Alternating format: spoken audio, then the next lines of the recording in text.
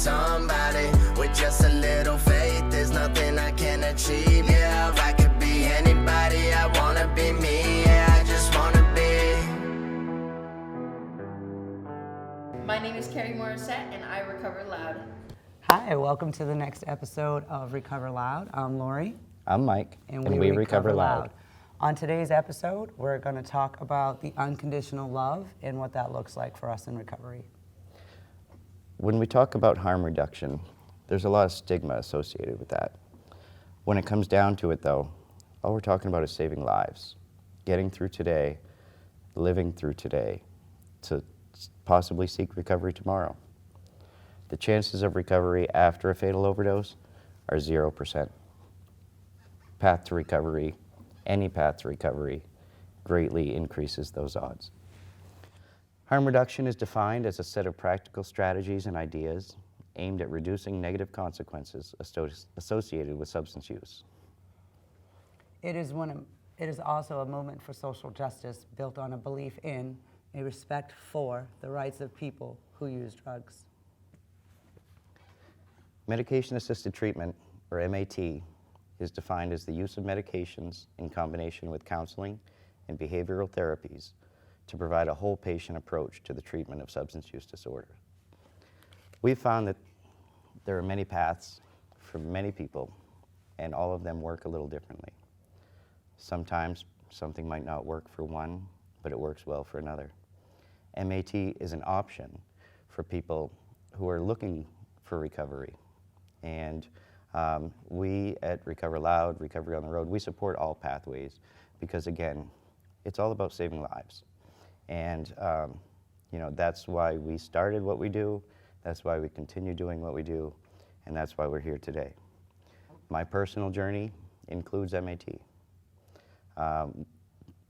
Before I entered recovery, before I ever thought about detox, I didn't really believe in MAT. I had my own personal thoughts because of the stigma that's out there. I went into detox, I spoke with the doctor, I learned about the changes in my brain that could hinder my efforts to get away from the opiates. And this medication proved to be something that was helpful to me. It took away the obsession.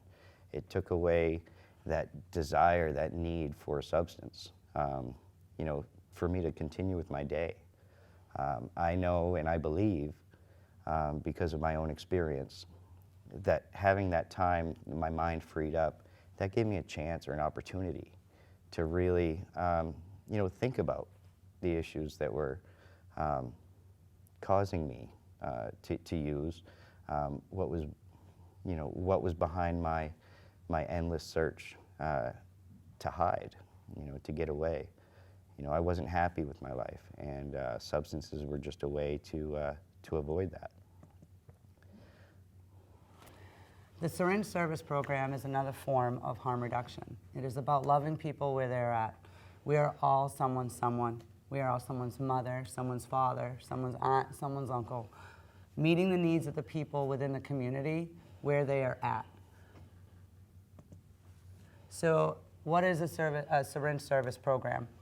It is a community-based prevention program that can provide a range of services, including linkage to substance use disorder treatment, access to and disposal of sterile syringes, injection equipment, and vaccination testing, and linkage to care and treatment for infectious diseases. Just the other day, I stopped by 195 Main Street in Lewiston for the grand opening of CoSI, Church of Safe Injection. I sat with Kari Morissette, Executive Director of CoSI, and this is what she had to say. Hi, Kari. Hi, Lorie. How are you? I'm doing all right. Good. What's it mean for you today to have CoSI open up here in Lewiston? I think for me, it was emotional and symbolic at the same time. I remember being 3 months sober with Jesse, running syringes out of the back of his car up here in Lewiston, and constantly being harassed by police, telling us they were going to shut us down. And now we're certified, and we opened up our first exchange in the same town they said we would never be able to exist. Nice. And I wish he was here. So Kari, if anybody needs to get in contact with Church of Safe Injection, how would they do that? So for media and administrative, you would contact me directly, 207-332-4802. And for supplies and daily operations, you can call the office here at 207-241-2537. Starting operations in Lewiston is an amazing opportunity. There are limited resources here, and I think this town needs some tender loving care. And this first exchange physical location is just going to be a pathway to expansion and opening up syringe service programs in rural areas where there aren't that many resources. Now, if people out there wanted to donate, is there a place online? There's a Facebook page, Church of Safe Injection, right? There is. We have a Venmo. It's at Church of Safe Injection. Okay. People can donate, and that will help either people being scholarshiped into sober living and treatment, or it will help us run outreach events in the community and do things such as winter gear giveaways or fundraisers or whatever it may be. You know, I remember meeting Jesse at a meeting at the PRCC, and I was like 3 months sober, and I was working at Dunkin' Donuts and like hated life. And when I started volunteering with him, I was like, okay, this makes me feel good. Handing out syringes makes me feel good. I like keeping people safe, and like in the beginning, like that's what I thought it was, and it has turned into so much more. You know, before I was the person that people never thought would get sober. I was the person they would walk past on the street and turn their nose up and clutch their purses and didn't think anything of. And now I'm the person people call when they want to get sober, or when they need to find warm shelter, or when they need a clothing closet, or when they need funds to pay their phone bill, or when they need to get to a family shelter, or domestic violence situations, human trafficking situations. And it's so fulfilling. There's a message you can give to people out there, because everybody's watching on YouTube. What would you tell them at the camera? I would say that it is never too late to be who you're meant to be. It was really nice to hear from Kari on the CoSI opening. I am an advocate for the Maine Recovery Advocacy Project. What that means is I do advocacy work in the outreach. I get education out there to people. I take turns in testimony for local bills that are coming up for the state of Maine. This 130th legislative second session is already underway and has had its hearing for the LD 1909, an act to remove restrictions on the Syringe Service Program. This bill allows the state of Maine to lift the requirement of the one-to-one by putting a cap on the number of the hypodermic apparatuses a program can give participants without requiring the exchange of a used hypodermic apparatus. From Gordon Smith, Director of the Opioid Response in the Governor's Office, was his quote, "This is how we meet the community that still uses drugs." Another way our legislators are working to help meet the needs of the public and the community is LD 1862. This is an act to strengthen Maine's Good Samaritan law concerning drug-related medical assistance. The expansion aims to protect all individuals at the scene of an overdose from any non-violent offenses. Lorie and I, as well as many people in the recovery community, those from ME-RAP, those from Church of Safe Injection, those from Maine Access Points, those people who are out on the streets meeting the needs of the people in the community. We all support this expansion of the Maine's Good Samaritan law. And we ask that you do too. You can join our efforts by going to expandgoodsamforme.com and sign up to help.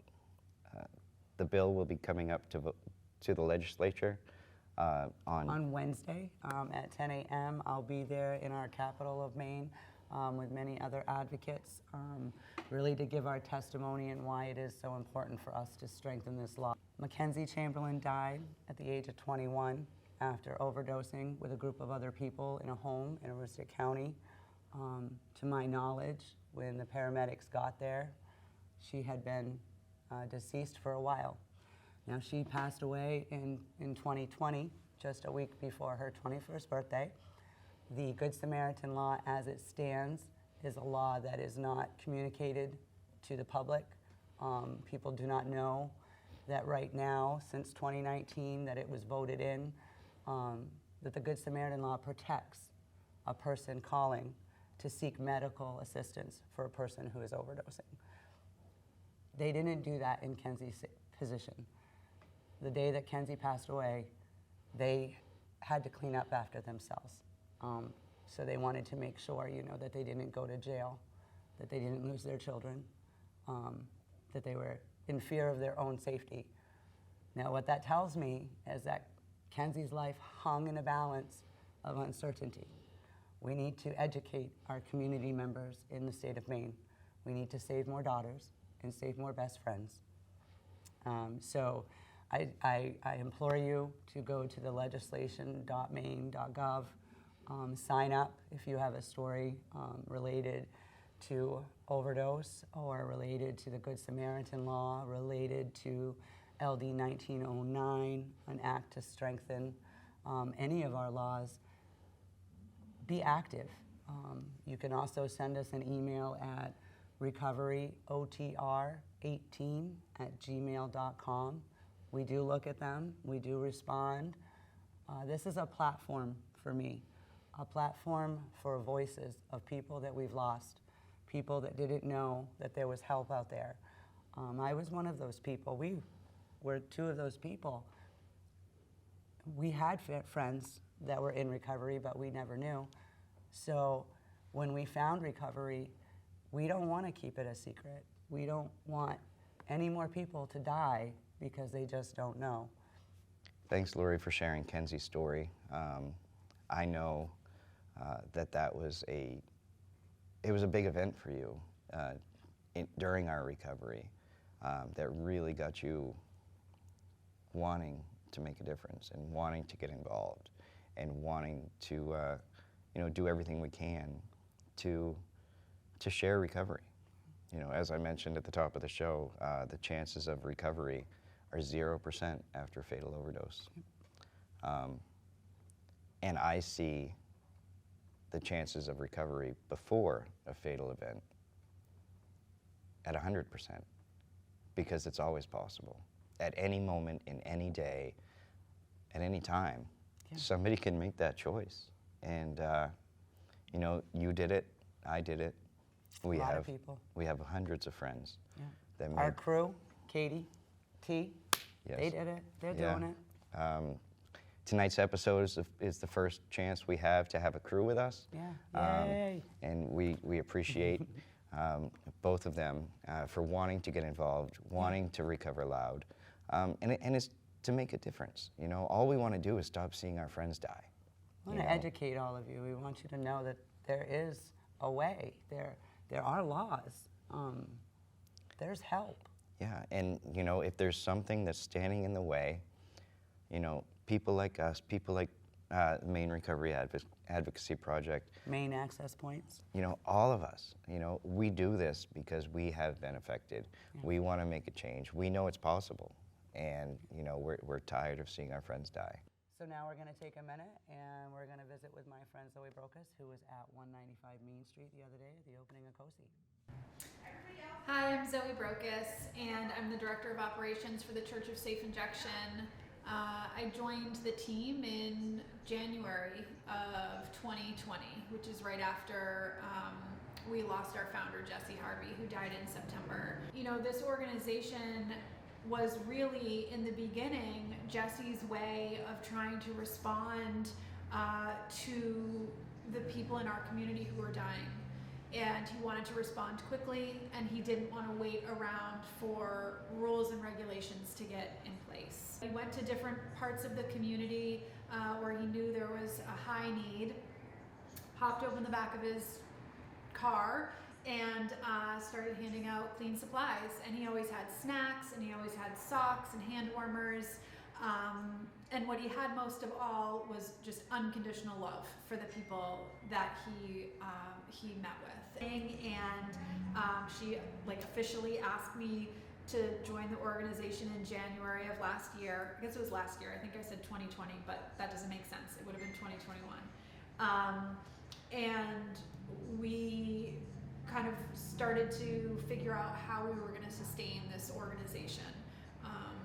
And so we applied for state certification to operate as mobile units. You know, we didn't have any money, we didn't have a space, but we knew that we needed to keep the organization alive, and we really wanted to. And so with the support of our community partners, we just kind of kept plugging along, applied for state certification to operate 5 different programs, and were finally granted those.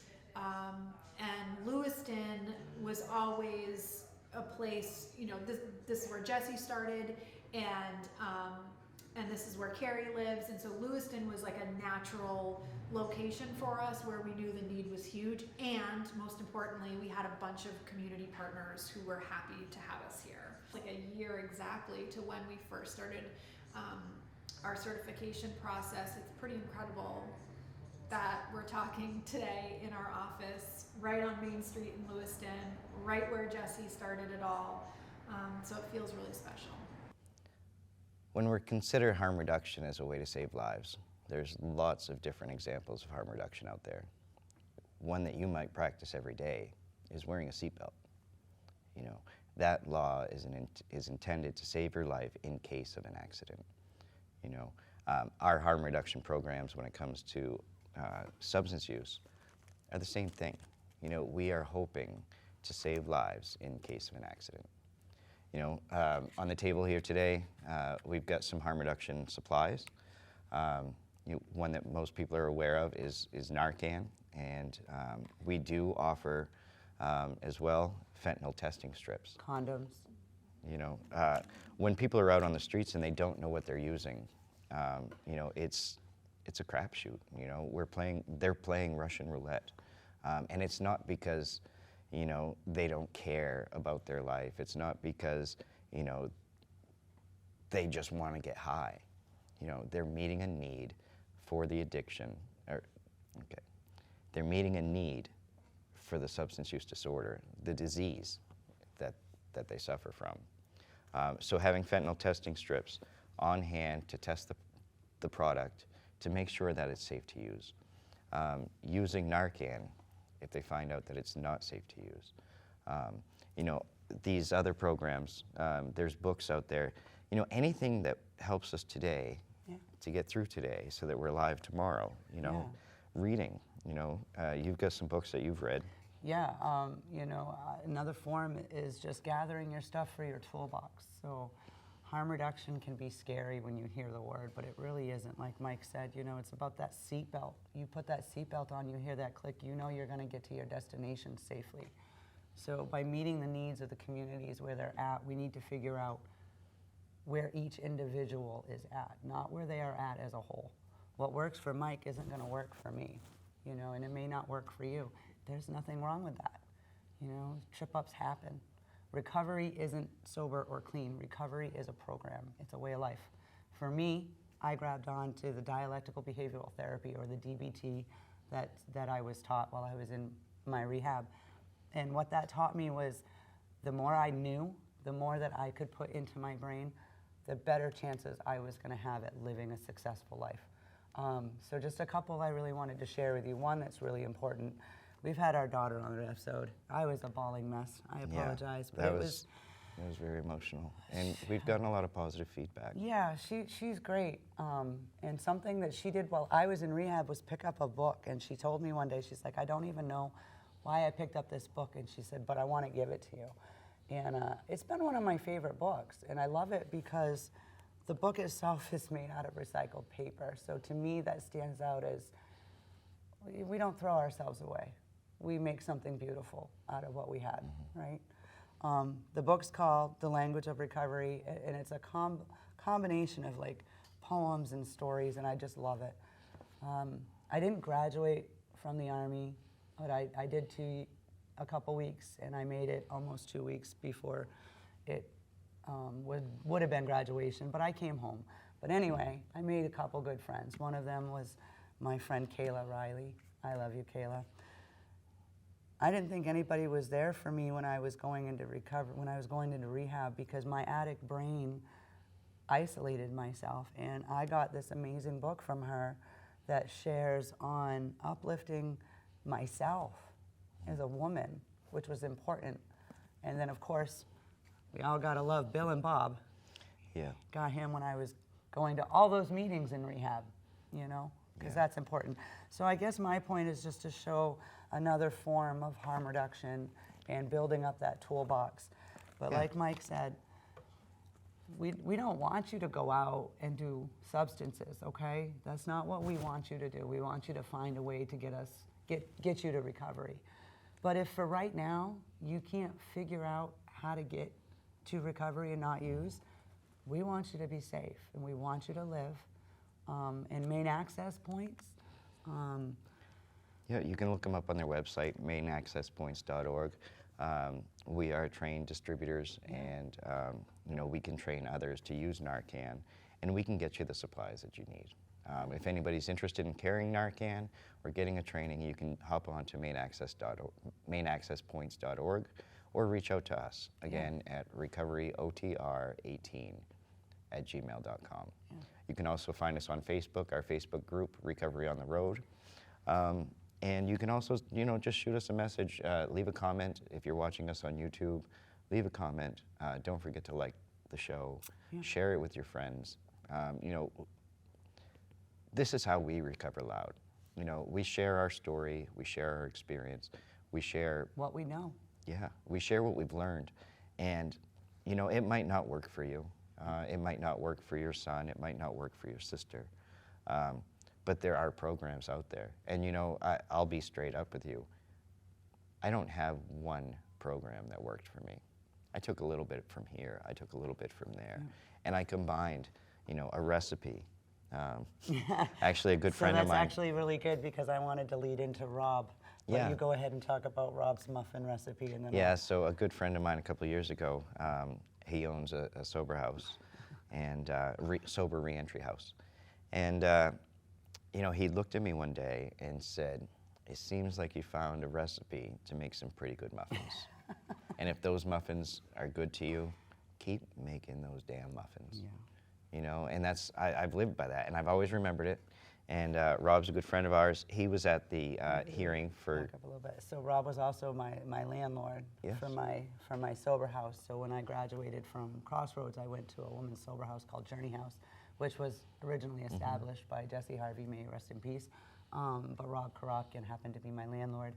Crystal Law was my executive director, rest in peace, and Ashley Rennie was my house manager before she became the executive director.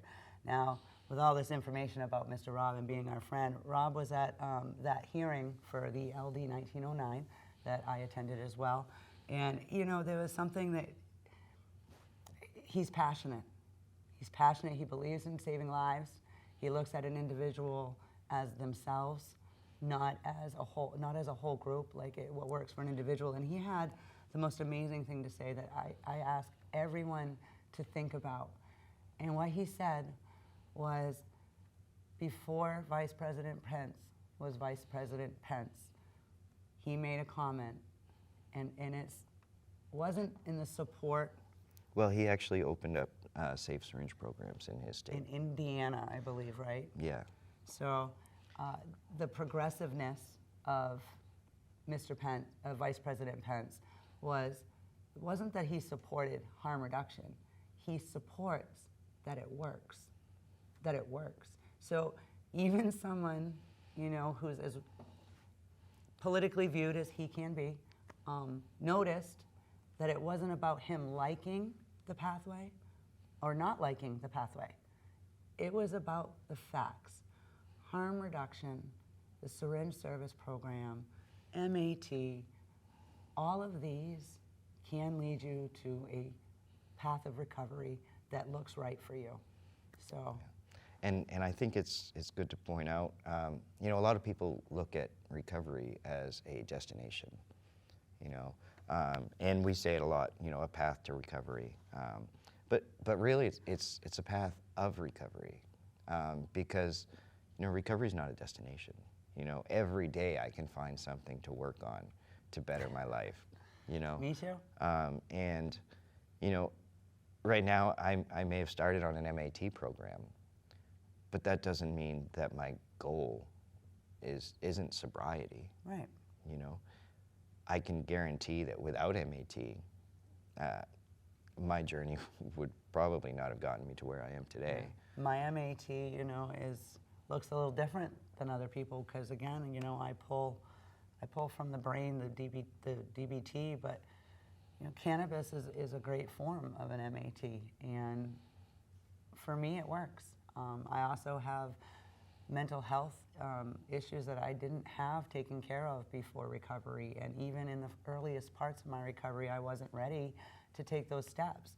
But when you look at harm reduction in a whole, you know, not only is it the MAT programs and your prescribers or your physicians, but it's your mental health counselors, it's your substance use counselors, it's your peers in your community.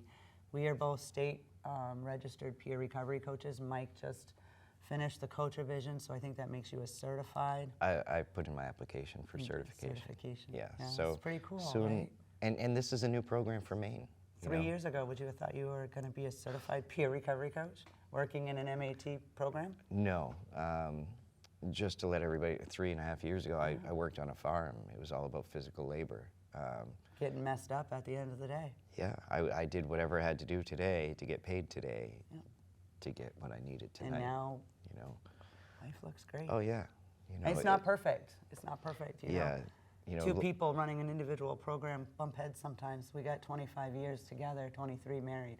We got 3 kids. Like, but if you want it, you work at it. You work for it. You go get it. You know. Thanks again for joining us for Recover Loud. Remember, if you're struggling today, please reach out. I, for one, I know Lorie would be another. We would rather hear from somebody who's struggling than read about their untimely death tomorrow. So remember, reach out. You can find us at Recovery on the Road, Facebook group. We're also on TikTok, Twitter, Instagram. You know, send us an email at recoveryotr18@gmail.com. That will be listed at the end of the show. You know, and just remember, you know, it's all about staying alive today. We do care. We do love you where you're at today. Have a good night, everybody. Don't forget, recover loud. Recover loud. Like snort.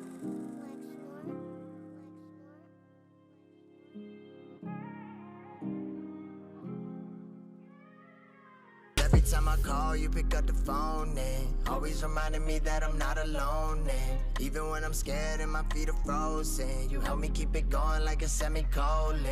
So I'ma follow your steps for all of the way. I put my faith in you and walk on the waves. And if I stumble a bit and fall on my face, you come and save me with all of your grace. Yeah, thank God.